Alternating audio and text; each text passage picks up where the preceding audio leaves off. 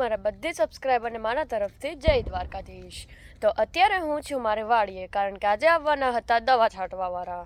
તો તમે જોઈ શકો છો અહીં બધીમાં અમારું ખેતર છે। આ જો અમારું ખેતર, ટાંકો દવાનો એ બધી બહાર છે ને, આમ જો મમ્મી હાયલા જાય છે। હવે આપણે જઈશું ટાંકા તરફ, કે કેવડો ટાંકો છે મેં પણ નથી જોયો, હજી હમણાં જ આવ્યો છે। તો હવે આપણે જાય છે ટાંકા તરફ। આ તમે જોઈ શકો છો મારી વાડીએ કંટોલીનો વેલો છે, તો અહીંયા એક કંટોલ મને મળ્યું, એક જોવા અહીંયા મળ્યું ને બીજું આપણે આગળ ગોતશું। આ જોવા અમારી નારળી છે ને, એમાં જો ત્રોપા છે પણ હજી નાના છે, જો ઓલી નારળીમાં પણ ત્રોપા છે। આ જો ટાંકો છે દવાનો।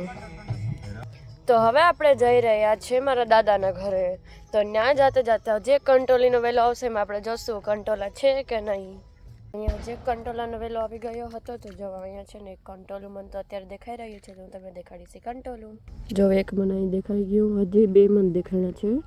જો એક અહીંયા છે ને એક વાં છે, હજી એક જરૂર અહીંયા।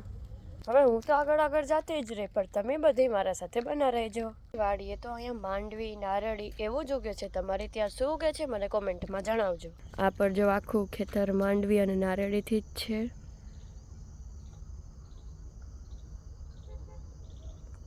હવે આપણે આગળ આગળ જઈશું, અને હું જ્યાં જઈશ ને ત્યાં તો એક ડોગી પર હશે, તો હું તમને બધી દેખાડીશ। ચલો।